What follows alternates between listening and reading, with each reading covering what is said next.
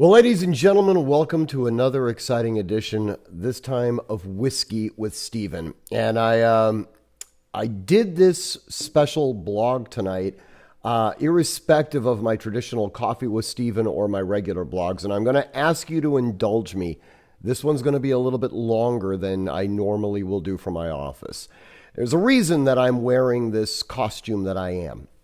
We are right now about to engage in a fundamental alteration of our body politic.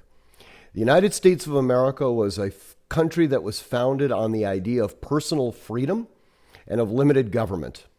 We have seriously departed from that original ideal. It's something that I have railed against for a number of years, and most of you already know my political philosophy. This video blog that I'm presenting to you today, it has absolutely nothing to do with endorsing one particular candidate or another. In fact, it's an admonition to each and every one of you to vote. Vote your conscience, vote your heart. And many times people have asked me to expand upon our political philosophy at the Artemis Defense Institute, and I've always been very hesitant to do so. I have always said that we are unapologetically defenders of the Constitution of the United States, that we focus our energies on the Second Amendment. But the fact of the matter is that that is a sacred document that has been protected by the blood of patriots for multiple generations. Your vote is not just simply you casting a ballot for some personality that you particularly like or dislike. It's much deeper than that. Your vote is an obligation that you have to make to all the men and women that have perished in defense of our country.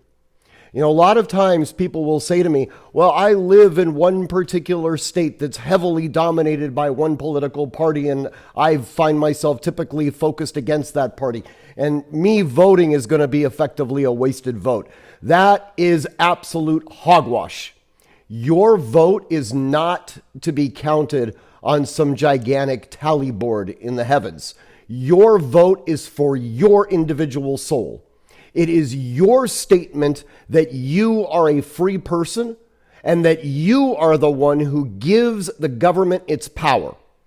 Whether or not your vote is ultimately going to decide the turn of an election is utterly irrelevant. The fact that you have participated in our popular democracy is what makes it worth it.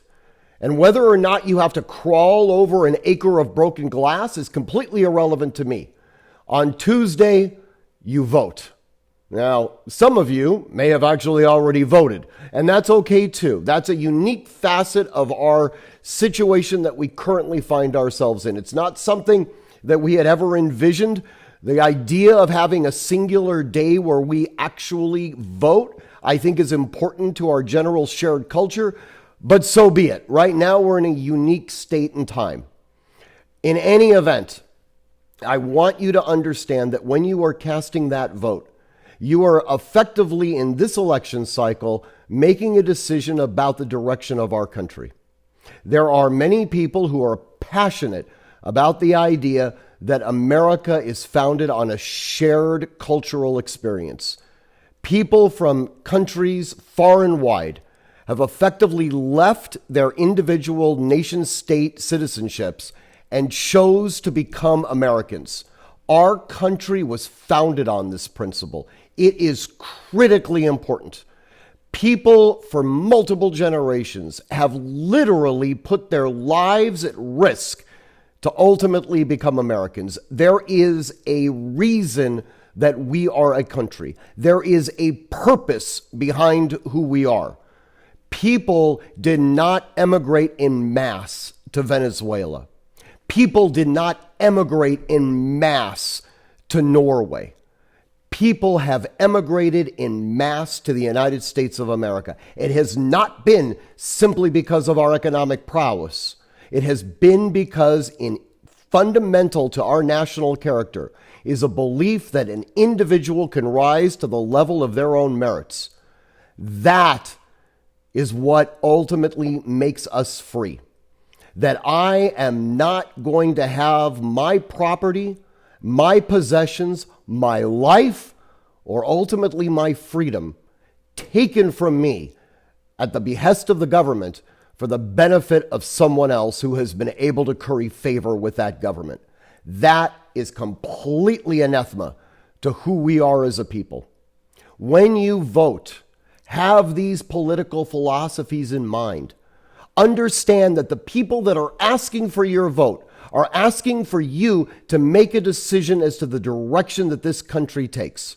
Are we going to, by definition, sacrifice our freedoms for a degree of economic security?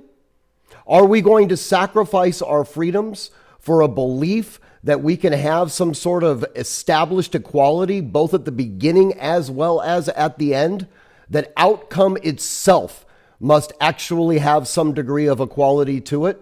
That failure, by definition, is tantamount to an exercise of freedom? If this is the direction that we choose to go, our country will be fundamentally changed.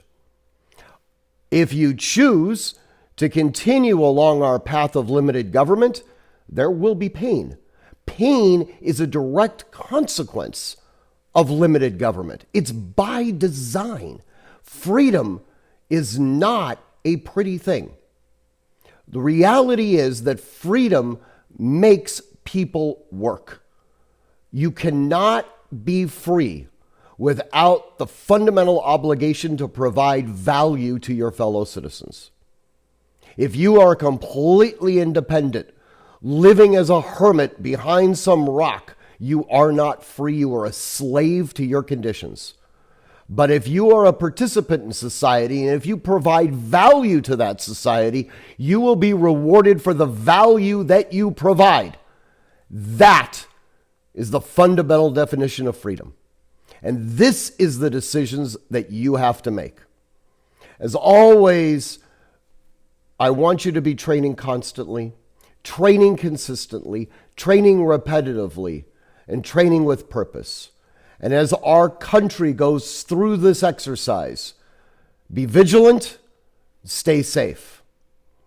Thank you very much. And the next time you'll see me in this exquisite costume will hopefully be on Wednesday morning. Stay safe, guys.